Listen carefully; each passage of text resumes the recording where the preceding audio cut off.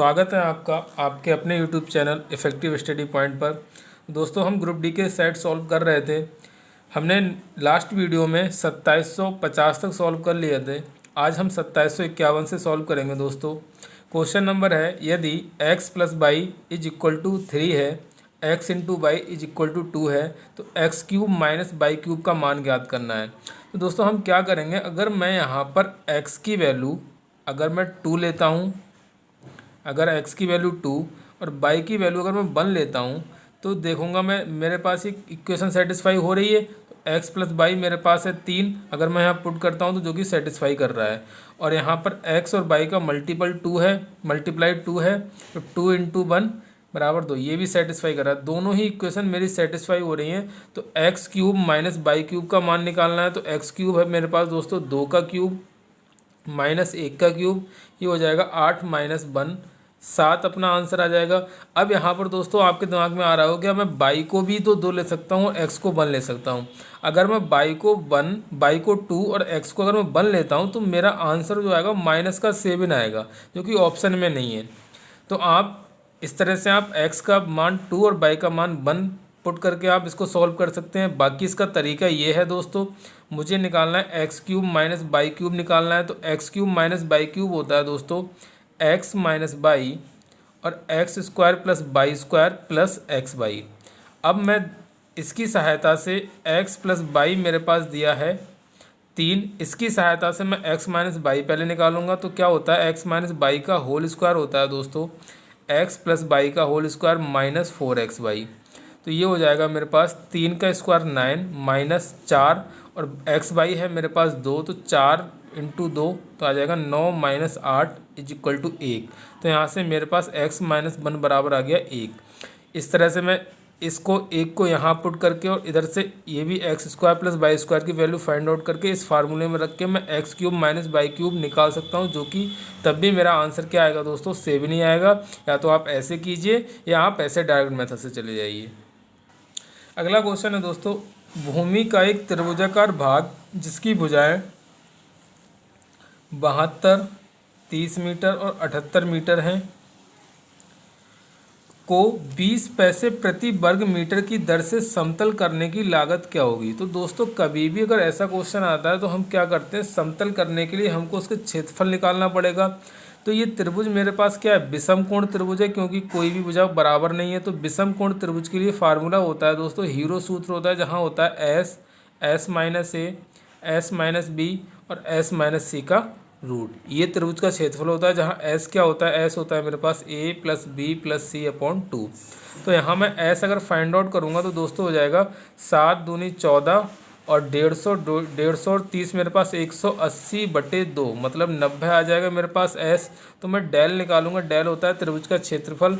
तो अगर मैं ये निकालूंगा तो 90 गुणा 90 माइनस 30 60 आ जाएगा, और 90 माइनस अगर 78 करूँगा दोस्तों तो मेरे पास आ जाएगा 12 आ जाएगा, और 90 माइनस 72 करूँगा तो 18 आ जाएगा। तो इस तरह से अगर इसको सॉल्व करूँगा तो 90 का दोस्तों क्या आ जाएगा, इसको मैं क्या ले सकता हूँ, 9 गुणा 10, इसको 6 गुणा 10 लिख सकता हूँ, और 12 को मैं 6 गुणा 2 लिख सकता हूँ, और 18 को मैं 9 गुणा 2 लिख सकता हूँ।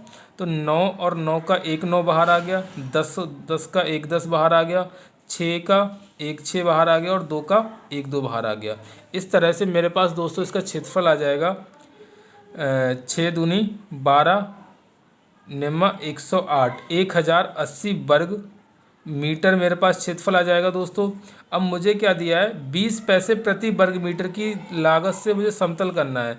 तो रुपए कितने खर्च होंगे समतल करने में दोस्तों, तो रुपए खर्च होंगे 1000 मीटर स्क्वायर। मुझे एरिया समतल करना है किसके हिसाब से, 20/100। 20 पैसे प्रति वर्ग दिया, इसको रुपए में चेंज करेंगे तो 100 से भाग करेंगे, 0 से 0 कैंसिल आउट हो गया। तो ये आ जाएगा दोस्तों 216 रुपये मेरे क्या होंगे दोस्तों, टोटल खर्च होंगे उसको समतल करने में। ऑप्शन नंबर डी अपना आंसर हो जाएगा दोस्तों। अगला क्वेश्चन है दोस्तों, कितने मूलधन का 6% वार्षिक दर से 10 वर्ष में साधारण ब्याज 120 रुपये प्राप्त होता है। तो दोस्तों मुझसे यहाँ पर मूलधन पूछा है, प्रिंसिपल वैल्यू पूछिए। तो मुझे रेट ऑफ परसेंट दिया है दोस्तों 6% दिया है, और टाइम मुझे दिया है 10 वर्ष दिया है मुझे। अब अगर मैं इसके अकॉर्डिंग मैं साधारण ब्याज निकालूंगा तो साधारण ब्याज होता है दोस्तों 80% होता है, तो कितना आ जाएगा 6 गुणा 10 60% साधारण ब्याज आएगा, जो कि सवाल में मुझे दिया है 120 रुपये। तो 60% की वैल्यू सवाल में दी है दोस्तों 120 रुपये। तो यहाँ से अगर मैं 1% की वैल्यू निकालूंगा तो आ जाएगी 2 रुपये। मुझे निकालना है मूलधन क्या होता है दोस्तों, अपने आप में 100% होता है, तो 100% की वैल्यू अगर मैं निकालूंगा तो 2 जीरो इधर चिपकाए हैं तो 2 जीरो इधर चिपका देते हैं, 200 रुपये। ये अपना आंसर हो जाएगा ऑप्शन नंबर ए। अगला क्वेश्चन है दोस्तों 16, 24, 36, 52 और 54 का लासा ज्ञात करना है। तो लासा दोस्तों मैंने बताया था, आप ऑप्शन से जाइए, वह संख्या होगी जिसमें इन संख्याओं से कंप्लीट भाग चला जाए। तो दोस्तों सबसे पहले मैं 9 पकड़ता हूँ, तो 9 से सारी संख्याएं डिवाइड होने, वो जो भी लासा होगा वो डिवाइड होना चाहिए। तो अगर 9 से चेक करता हूँ तो 5 और 2 वो 3 2 5 और 4 9, ये 9 से डिवाइड हो रही है। 6 8 और 1 9, 6 5 11, ये 9 से डिवाइड नहीं हो रही है। ये अगर इसे देखूंगा तो 6 और 6 12, 13 5 18, ये भी 9 से डिवाइड होगी। इसे अगर चेक करता हूँ तो 8 वो 6 और 2 8 और 1 9, 9 5 14, ये डिवाइड नहीं हो रही। तो ऑप्शन नंबर ए और ऑप्शन नंबर सी अपना आंसर हो सकता है। फिर मैं दोस्तों मुझे ऑप्शन ए और ऑप्शन सी में से एक को कैंसिल आउट करना है, तो मैं क्या चेक करूँगा, मैं चेक करूँगा मुझे दोस्तों यहाँ पर 13 दिख रहा है, तो 13 से अगर इसको कैंसिल आउट करता हूँ तो 13 दूनी 26, 13 तियाँ 39, 4 कैरी होगा और 42, 42 13 की टेबल में नहीं आता तो ये कैंसिल आउट नहीं होगा। तो इस तरह से अपना आंसर हो जाएगा दोस्तों 56 16, यही अपना आंसर हो जाएगा। अगला क्वेश्चन है दोस्तों सिंप्लीफिकेशन का क्वेश्चन है, दिया है मुझे 55/11 ब्रैकेट प्लस 18 - 6 × 9। तो पहले ब्रैकेट को सॉल्व करूँगा तो ये दोस्तों आ जाएगा 5 प्लस यहाँ से आ जाएगा मेरे पास 18 में से 6 गया तो 12 गुणा 9, तो ये आ जाएगा 5 प्लस 12 निम्मा 108, जो कि बना देगा मेरे पास में 113। ऑप्शन नंबर डी अपना आंसर हो जाएगा।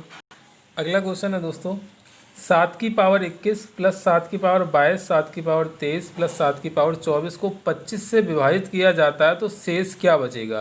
तो दोस्तों मैं सॉल्व करूँगा यहाँ पर, अगर मैं 7 की पावर 21 कॉमन ले लेता हूँ तो यहाँ बचेगा 1 प्लस यहाँ 7 की पावर 1 बचेगा प्लस यहाँ 7 की पावर 2 बचेगा और यहाँ 7 की पावर 3 बचेगा।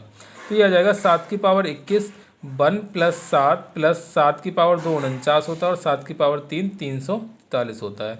तो 343 प्लस 7 350 हो जाएगा और ये 350 और 49 और 1 50, तो ये पूरा 400 हो जाएगा दोस्तों, और 7 की पावर 21। अब इसको दोस्तों मुझे 25 से डिवाइड करना है, तो अगर 25 से डिवाइड करूँ तो 25 से 400 कंप्लीट डिवाइड हो रहा है, कितने टाइम जाएगा 16 टाइम जाएगा। अब इसके मल्टीप्लाई में जो भी होता है तो वो भी कंप्लीटली डिवाइड होगा। तो इस तरह से अगर रिमाइंडर की बात करूँगा, शेषफल की बात करूँगा, तो मेरा शेषफल आ जाएगा दोस्तों 0। ऑप्शन नंबर डी अपना आंसर हो जाएगा। अगला क्वेश्चन है दोस्तों, आपको दिया है डायग्राम दिया है और पूछा है ए सी डी का मान क्या होगा। पहला स्टेटमेंट दिया है आपको, इसमें डायग्राम दिया है। दूसरा स्टेटमेंट दिया है एंगल ए सी बी बराबर दिया है 180 - x। तो आपसे x का मान पूछा है तो x क्या होगा। तो दोस्तों इसमें क्या है, हमको ये बताना है कि कौन सा कथन पर्याप्त है इस क्वेश्चन का आंसर देने के लिए, मतलब x को फाइंड करने के लिए कौन सी चीज़ की ज़रूरत पड़ेगी। तो देखो पहले स्टेटमेंट की तो जरूरत मुझे पढ़ने वाली है, क्योंकि ये क्या होता है बहिष्कोण प्रमेय के अकॉर्डिंग ये x क्या हो जाएगा, x बराबर हो जाएगा 69 + 72 डिग्री के बराबर होगा ये। अब ये तो मुझे पर्याप्त होगा, लेकिन अगर मैं एक सेकंड कथन को देखता हूँ ए सी बी से बस मुझे इतना पता चल रहा है कि ये x होगा, लेकिन मैं इन दोनों एंगल को अगर नहीं देगा तब तक हम x को फाइंड नहीं कर सकते हैं। तो केवल मुझे पहले ही कथन पर्याप्त होगा देने के लिए, बिना दूसरे कथन के अकॉर्डिंग मैं आंसर तक मैं नहीं पहुंच पाऊंगा। तो पहला कथन देना जरूरी है। तो कह रहा है कौन सा कथन पर्याप्त होगा, तो मेरे पास केवल पहला ही कथन पर्याप्त होगा, दूसरे कथन की जरूरत नहीं पड़ेगी। तो दोस्तों ऐसे कॉन्सेप्चुअल वाले क्वेश्चन इस बार ग्रुप डी में पूछे गए थे, TCS ने पूछे थे, तो आपको कॉन्सेप्ट क्लियरिटी लेके आनी है। अगला क्वेश्चन है दोस्तों, रंजीत किसी कार्य को 25 दिन में समाप्त करता है। रंजीत किसी कार्य को 25 दिन में समाप्त करता है, जबकि अंजी इसे 20 दिन में समाप्त कर सकता है। अंजी इसे 20 दिन में समाप्त कर सकता है। वे 5 दिन तक एक साथ कार्य करते हैं और फिर रंजीत छोड़ देता है। अगर मैं टोटल काम निकालूंगा तो 100 आ जाएगा, तो 25 चौका 20 पंजे। अब दोनों एक साथ काम करते हैं, रंजीत प्लस अंजी एक साथ काम करते हैं और 5 दिन बाद 5 दिन तक काम करते हैं। 5 दिन के बाद कौन छोड़ के चला जाता है? रंजीत छोड़ के चला गया, तो अंजी रह गया सिर्फ। तो 5 दिन में ये काम कर कितने लेंगे? तो 5 दिन में काम कर लेंगे, एक दिन में दोनों मिलकर करेंगे 5 और 4 9 यूनिट काम करेंगे, तो 5 दिन में 45 यूनिट काम कर लेंगे। शेष काम दोस्तों रह जाएगा, 100 में से 45 जाएगा तो 55 यूनिट रह जाएगा, जिसको कौन करेगा? अंजी करेगा। तो अंजी की क्षमता कितनी है? 5 से डिवाइड कर देंगे तो शेष वो 11 दिन लेगा। मुझसे पूछा है अंजी शेष काम को खत्म करने में कितना समय लगाएगा? तो अंजी शेष काम को खत्म करने में समय लगाएगा दोस्तों 11 दिन। ऑप्शन नंबर बी अपना आंसर हो जाएगा। अगला क्वेश्चन है दोस्तों, एक समांतर चतुर्भुज PQRS, एक समांतर चतुर्भुज है दोस्तों PQRS, जिसकी भुजाओं की लंबाई 8 सेंटीमीटर है। ये 8 है, ये 8 है, तो ये 12 है, ये 12 है। एक विकर्ण इसका 10 सेंटीमीटर लंबा है, तो दूसरे विकर्ण की लंबाई पूछी हमसे। अगर एक विकर्ण को मैं 10 सेंटीमीटर मानूंगा तो दूसरे विकर्ण की लंबाई मुझसे पूछिए। तो दोस्तों इसमें एक थ्योरम होती है समांतर चतुर्भुज की, क्या होती है कि अगर समांतर चतुर्भुज के विकर्ण मुझे दे रखे हैं D1 और D2, तो D1 का स्क्वायर प्लस D2 का स्क्वायर बराबर होता है 2 इनकी भुजाओं के स्क्वायर के बराबर। भुजाएं क्या है मेरे पास? PQ का स्क्वायर प्लस QR का स्क्वायर। तो इसे अगर मैं सॉल्व करूंगा तो दोस्तों आ जाएगा मेरे पास में D1 अगर मुझे निकालना है तो प्लस ये आ जाएगा 100, 2 ये हो जाएगा 144 और ये आ जाएगा 64। तो यहाँ से अगर मैं इसे सॉल्व करूंगा दोस्तों तो ये आ जाएगा मेरे पास में 4 और 4 8 आ जाएगा, 4 और 4 8 आ जाएगा, 6 और 4 10 आ जाएगा, और ये 208 इंटू 2, तो ये आ जाएगा मेरे पास में 416 माइनस 100 बराबर आ जाएगा D1 का स्क्वायर। तो D1 बराबर आ जाएगा मेरे पास में √316। अब दोस्तों 316 कोई भी परफेक्ट स्क्वायर नहीं है, तो मैं एग्जैक्ट नहीं जाऊंगा, पॉइंटों में जाऊंगा। तो पॉइंटों में अगर मैं 16 की बात करता हूं तो 16 का स्क्वायर होता है दोस्तों 256, और 17 का स्क्वायर होता है दोस्तों 289। तो 289 से तो ज़्यादा जा रहा है, लेकिन अगर 18 का स्क्वायर की बात करता हूँ तो 324, जो कि इससे कम है। तो 17 पॉइंट कुछ आंसर होगा मेरे पास। अब 17.5 अगर मैं बात करता हूँ दोस्तों तो 17.5 मेरे पास हो जाएगा। एग्जैक्ट अगर मैं बात करूँ तो 17.5 मेरे पास लगभग जाएगा। ये देखो ये 289 से थोड़ा सा कम है, 8 नंबर कम है। लेकिन यहाँ पर टोटल डिफरेंस की अगर मैं बात करता हूँ तो टोटल डिफरेंस मेरे पास जा रहा है लगभग 24 और 11 हो जाएगा 34 35 के आसपास जा रहा है। लेकिन यहाँ डिफरेंस कितना रह रहा है मेरे पास 8, तो लगभग 17.5 से तो ऊपर ही जाना है। तो 17.8 लगभग मेरा आंसर हो जाएगा दोस्तों। ऑप्शन नंबर डी अपना आंसर हो जाएगा। अगला क्वेश्चन है दोस्तों, दो सह अभाज्य संख्याएं A और B का लघुत्तम समावर्तक क्या होगा ये पूछा है, और इसमें कहा है A B से बड़ा है। तो सह अभाज्य संख्याएं क्या होती हैं? ऐसी दो संख्याएं जिनका मासा एक हो वो क्या कहलाती हैं? सह अभाज्य संख्याएं कहलाती हैं। कोई भी दो संख्याएं ले लूँ, इसमें कह रहा है A B से बड़ा है, तो A अगर मैं 3 ले रहा हूँ तो B 2 ले रहा हूँ, तो ये क्या होंगी? सह अभाज्य संख्याएं होंगी। और अगर मैं इनका मासा निकालूंगा तो इनका मल्टीपल ही मासा हो जाएगा, वो सही लासा हो जाएगा। लासा निकलवा रहा है तो लासा अगर मैं निकालूंगा तो इनका लासा क्या हो जाएगा दोस्तों? इनका मल्टीपल ही लासा हो जाएगा। तो मेरे पास अगर दो सहअभाज्य संख्या A और B हैं और अगर मुझसे लासा पूछा जा रहा है तो दोस्तों लासा हो जाएगा A into B। Option number C अपना आंसर हो जाएगा। अगला क्वेश्चन है दोस्तों, एक लंबवृत्तीय शंकु की ऊंचाई और तिरछी ऊंचाई क्रमशः 24 और 25 है। एक लंबवृत्तीय शंकु है दोस्तों जिसकी तिरछी ऊंचाई है 25 और ऊंचाई है दोस्तों इसकी 24। तो 24, 25 और 7 का एक ट्रिपलेट होता है। तो इस तरह से त्रिज्या दोस्तों मेरे पास आ जाएगी इसकी 7। तो त्रिज्या निकालने के लिए मुझे मतलब ये दिया था ऊंचाई और ये क्या नाम तिरछी ऊंचाई दे रखी थी। अब मुझसे पूछा पाई का मान 22/7 मानते हुए शंकु का बक पृष्ठीय क्षेत्रफल ज्ञात कीजिए। तो दोस्तों शंकु का बक पृष्ठीय क्षेत्रफल होता है पाई RL, जहाँ पाई है मेरा 22/7, R मैंने 7 अभी निकाला है, L मेरे पास कितना है दोस्तों 25। तो 7 से 7 कैंसिल आउट हो गया। अगर मैं इसे सॉल्व करूँगा तो 25 दूनी 50, यूनिट डिजिट मेरा 0 आएगा। ऑप्शन एक ही है, ऑप्शन नंबर डी अपना आंसर हो जाएगा। अगला क्वेश्चन है दोस्तों, एक कक्षा के 60 विद्यार्थियों में से 29 ने गणित और 32 ने जीव विज्ञान विषय का चयन किया। अगर दोस्तों गणित, मैथ और बायोलॉजी ये कितने मैथ वाले 29 हैं और जीव विज्ञान वाले कितने हैं 32 हैं। फिर कह रहा है जीव विज्ञान विषय का चयन किया, 8 विद्यार्थियों ने इन दोनों विषयों में से किसी का भी चयन नहीं किया। तो टोटल 60 है, टोटल 60 में से 8 ने किसी का भी चयन नहीं किया, मतलब 52 विद्यार्थी ऐसे हैं जिसने कोई ना कोई सब्जेक्ट लिया हुआ है।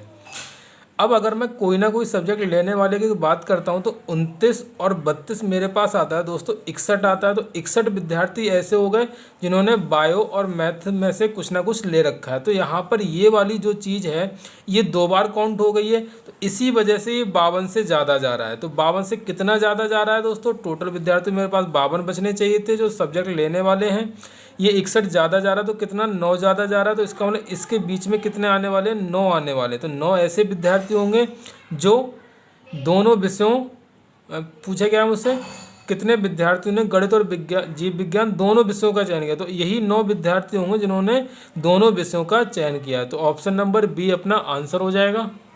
अगला क्वेश्चन है दोस्तों, पानी के एक टैंक को 3 पाइपों एक्स वाई जेड के माध्यम से 5 घंटे में भरा जाता है। X plus y plus z अगर भरते हैं तो 5 घंटे उसे लगते हैं भरने में।